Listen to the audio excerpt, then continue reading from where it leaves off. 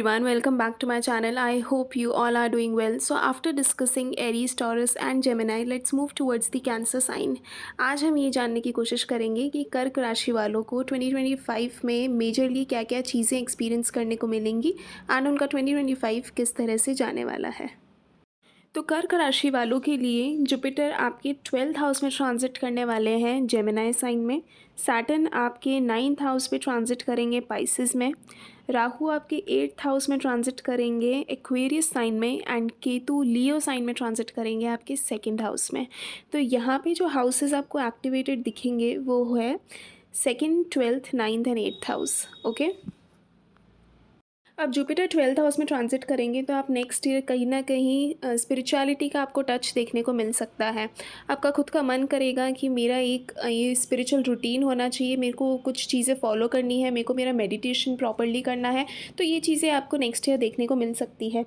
हो सकता है आप दूर किसी स्पिरिचुअल जर्नी पे भी निकले नेक्स्ट ईयर, तो ये भी चीज़ पॉसिबल है। अब वो डिपेंड करता है आपके चार्ट में कि आपके चार्ट में दशा किस प्लैनेट की चल रही है। अगर उस टाइम पे जुपिटर, सैटर्न, अगर ऐसे प्लैनेट्स अगर एक्टिवेटेड रहेंगे और ट्रांजिट में भी जुपिटर आपके 12th हाउस में ट्रांजिट कर रहा है एंड सैटर्न आपके 9th हाउस में ट्रांजिट कर रहा है, तो कहीं ना कहीं हो सकता है आप कहीं दूर ट्रैवलिंग पे जाएँ रिलेटेड टू स्पिरिचुअलिटी।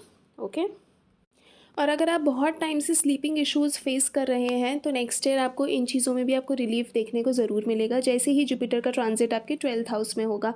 तो अगर आपको नींद नहीं आ रही है या फिर आपको नींद से रिलेटेड काफ़ी ज़्यादा दिक्कतें हो रही हैं तो नेक्स्ट ईयर कहीं ना कहीं वो बहुत कम होती हुई आपको नज़र आएंगी। अब सैटर्न आपके 9th हाउस में ट्रांजिट करेगा and that too in Pisces. अब 9th हाउस क्या शो करता है? 9th हाउस आपके फादर को शो करता है। 9th हाउस धार्मिक यात्राओं को शो करता है। 9th हाउस से हम हायर एजुकेशन भी देखते हैं। जिन भी लोगों का 9th हाउस काफ़ी अच्छा होता है वो लोग हायर एजुकेशन के लिए बाहर भी जाते हैं। And 9th house is about law and order.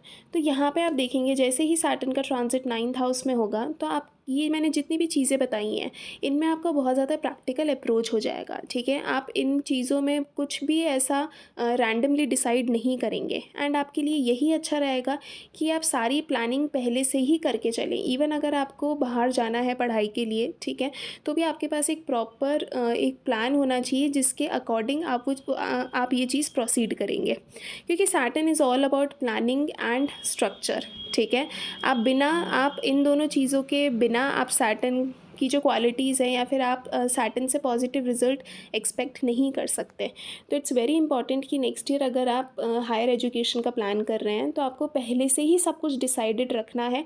आपके पास एक प्रॉपर प्लान होना चाहिए एंड इनफैक्ट यही चीज़ नेक्स्ट ईयर वर्क करेगी क्योंकि सैटर्न पाइसेस में ट्रांजिट करेगा। ऑल्दो मैं इस पर एक वीडियो लेकर आऊँगी सैटर्न इन पाइसेस में, क्योंकि सैटर्न पाइसेस में ट्रांजिट कर रहा है तो ऑलरेडी लोग अपने काम से कहीं ना कहीं डिटैच्ड रहेंगे। तो आपके लिए ये बहुत ब्यूटीफुली वर्क करेगा कि अगर आप सारी चीज़ें प्रॉपरली एक स्ट्रक्चर में लिख कर रखें। ठीक है, तो ये आपके लिए एज अ रेमेडी भी है। आपके और आपके फादर के बीच में काफ़ी ही प्रैक्टिकल टॉक्स हो सकती हैं। आपके फादर बहुत ही प्रैक्टिकल अप्रोच को फॉलो करेंगे तो उनकी भी एडवाइस आपके लिए वर्क कर सकती है। The other thing is Saturn 9th house में है एंड 9th हाउस धार्मिक यात्राओं को भी शो करता है।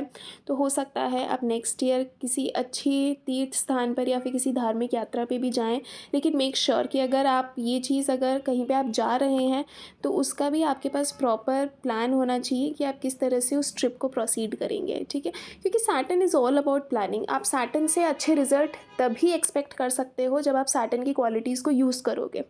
Without using the qualities of Saturn आप सैटर्न से पॉजिटिव रिजल्ट एक्सपेक्ट नहीं कर सकते। अब सैटर्न प्रैक्टिकल अप्रोच को शो करता है, सैटर्न स्ट्रक्चर को शो करता है, सैटर्न हार्ड वर्क को शो करता है। तो यही सारी चीज़ों को आपको यूज़ करके और ये जो नेक्स्ट ईयर जो ट्रांजिट हो रहा है उसके आपको मैक्सिमम आउटपुट निकालना है। अब राहु 8th हाउस की बात करें तो ब्यूटीफुल प्लेसमेंट। अगर आपको एस्ट्रोलॉजी सीखनी है, अगर आपको पामिस्ट्री सीखनी है या फिर अगर आपको किसी भी तरीके की हीलिंग साइंस सीखनी है तो उसके लिए बहुत अच्छा टाइम पीरियड है। लेकिन अगर आपकी राहु की महादशा चल रही है और आपकी राहु की अंतरदशा चल रही है, इन दोनों में से अगर कोई सा भी टाइम पीरियड चल रहा है तो ये ट्रांजिट आपकी लाइफ में ट्रांसफॉर्मेशन ला सकता है। ठीक है, तो आपको थोड़ा मेंटली प्रिपेयर्ड रहना है चीज़ों के लिए एंड कोशिश करिए कि आप हर एक चीज़ प्रॉपर अवेयरनेस के साथ करें। ये जो टाइम पीरियड अब जो नेक्स्ट ईयर आएगा, जिस टाइम पे राहु आपकी 8th हाउस में ट्रांजिट करेगा, बहुत इंपॉर्टेंट है आपके लिए कि आप किसी भी चीज़ के लिए ऑब्सेशन क्रिएट ना करें। अगर आपने किसी भी चीज़ के लिए ऑब्सेशन क्रिएट करा तो फिर वो आपको बहुत ज़्यादा सफरिंग प्रोवाइड करेगा। तो इट्स वेरी इंपॉर्टेंट कि चाहे वो कोई पर्सन हो, चाहे वो कोई कोई सी चीज़ ही हो, ठीक है, चाहे वो एक छोटी सी चीज़ हो, आपको किसी भी चीज़ के प्रति आपको ऑब्सेशन क्रिएट नहीं करना है। एक लेवल का आपको वहाँ से थोड़ा सा डिटैचमेंट होना चाहिए। अदरवाइज़ राहु का जो 8th हाउस में ट्रांजिट है वो कहीं ना कहीं आपको ट्रबल दे सकता है। एंड इस टाइम पीरियड में आप किसी पे भी इजीली ट्रस्ट ना करें, वही आपके लिए बेटर रहेगा। ओके। अब राहु 8th हाउस के लिए एक और इम्पॉर्टेंट चीज़ है कि नेक्स्ट ईयर अगर आप स्टॉक मार्केट या फिर इन सब चीज़ों में अगर आप अपना पैसा लगाना चाहते हैं तो बहुत सोच समझ के लगाइएगा, क्योंकि 8th हाउस अगर आपको सडन गेन्स प्रोवाइड कर सकता है तो 8th हाउस आपको सडन लॉसेस भी प्रोवाइड कर सकता है। तो आपको थोड़ा सा सेफ साइड रह के ही चलना आपके लिए बेटर रहेगा, क्योंकि 8th हाउस जब भी लॉस प्रोवाइड करता है तो एक पर्सन फिर उस चीज़ को झेल नहीं पाता।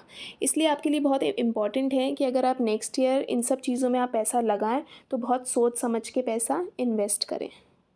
अब राहु 8th हाउस आपको इन लॉज के साथ भी प्रॉब्लम दे सकता है, एंड ये आपकी इनहेरिटेंस के मैटर में भी और प्रॉब्लम क्रिएट कर सकता है।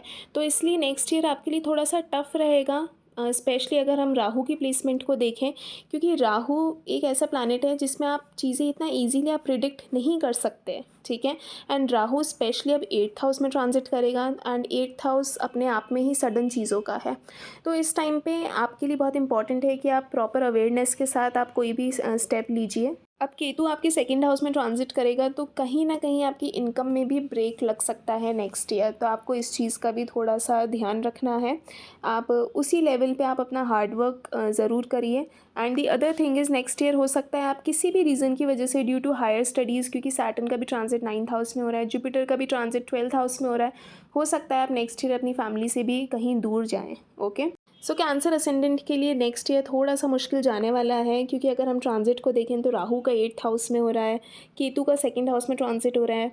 तो यहाँ पर आपको इस वीडियो में मैंने जो चीज़ें आपको बताई हैं उनका आप प्लीज़ थोड़ा सा ध्यान रखिए। एंड नेक्स्ट ईयर आपका जो मेन फोकस होना चाहिए वो सेविंग्स पे होना चाहिए, क्योंकि यहाँ पे 2nd और 12th हाउस में ट्रांजिट होने वाला है। तो 2nd में केतु का हो रहा है और 12th में जुपिटर का हो रहा है, तो खर्चे बहुत ज़्यादा होंगे और इनकम का सोर्स कहीं ना कहीं कम होता हुआ नज़र आ रहा है। तो प्लीज़ आपको इस टाइम पे सेविंग्स पे बहुत ज़्यादा फोकस्ड रहना है। एंड नेक्स्ट ईयर किसी पे भी ट्रस्ट करने से बचिए। आप जितना खुद पे विश्वास रखेंगे उतना ज़्यादा स्मूथली आप इस टाइम पीरियड को निकाल सकते हैं। So that's it guys. Don't forget to like, comment, share and subscribe this channel. I will see you in the next one. Take care.